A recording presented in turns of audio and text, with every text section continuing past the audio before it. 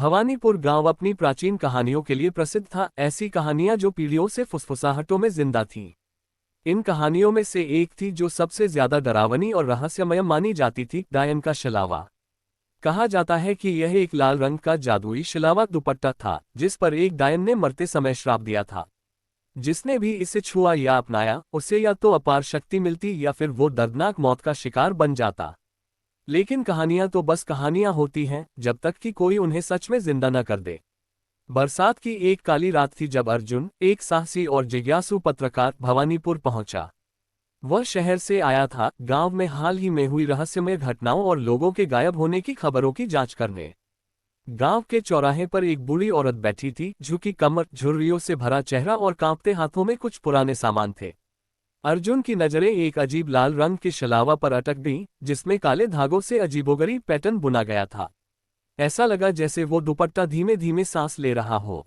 ये शलावा मत लेना बाबूजी, बूढ़ी औरत ने कांपती आवाज में कहा, इसमें डायन का साया है।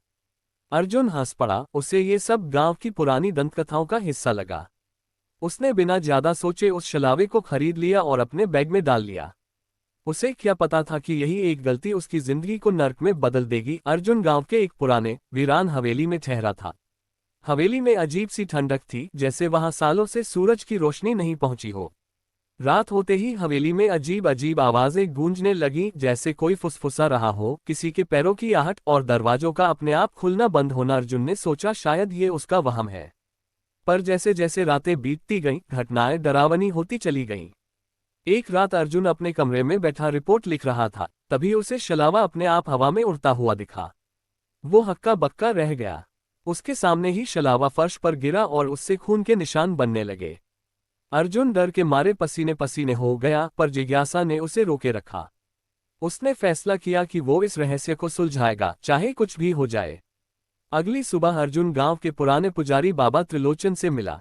बाबा ने शलावा को देखते ही अपना चेहरा फेर लिया। तुमने बहुत बड़ी गलती कर दी अर्जुन। ये शलावा उस डायन का है जो 100 साल पहले इस गांव में मारी गई थी। लेकिन मरी नहीं, उसका श्राप अब भी जिंदा है। बाबा ने बताया कि वह डायन, जिसका नाम चंदा था, कभी एक खूबसूरत स्त्री थी। गांव के लोगों ने उसे जादू टोने के आरोप में जिंदा जला दिया था। मरते समय चंदा ने शलावे को पकड़कर श्राप दिया था, मैं वापस आऊंगी और मेरी मौत का बदला लूंगी। अर्जुन ने जब बाबा से पूछा कि इस श्राप से कैसे बचा जा सकता है, तो बाबा ने जवाब दिया, श्राप से बचने का एक ही तरीका है, जहां उसकी कहानी शुरू हुई थी वहीं उसे खत्म करना होगा। अर्जुन ने बाबा त्रिलोचन की बात मानी और शलावा को लेकर उसी पुराने कुएं की तरफ बढ़ा जहां चंदा को जलाया गया था। रास्ते में अर्जुन पर कई बार हमला हुआ, अदृश्य परछाइयां, डरावनी फुसफुसाहटें और पेड़ों के पीछे से झांकती लाल चमकती आंखें। अर्जुन डर से कांप रहा था, लेकिन वो रुका नहीं। कुएं के पास पहुंचते ही शलावा हवा में उड़ने लगा और अर्जुन की गर्दन के चारों ओर लिपट गया। वो घुटने लगा, पर उसने हार नहीं मानी। उसी पल एक चमत्कार हुआ। अचानक आसमान में बिजली चमकी और बाबा त्रिलोचन वहां प्रकट हुए, हाथ में पवित्र मंत्रों से लिखा तावीज लिए। बाबा ने ऊंचे स्वर में मंत्र पढ़े और तावीज को शलावे पर फेंक दिया।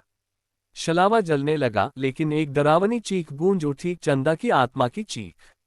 अर्जुन जमीन पर गिर पड़ा, बेहोश। अर्जुन को जब होश आया तो सब कुछ शांत था। शलावा जल चुका था और उसकी राख हवाओं में उड़ चुकी थी। बाबा त्रिलोचन ने मुस्कुराते हुए कहा, श्राप खत्म हो गया है अर्जुन।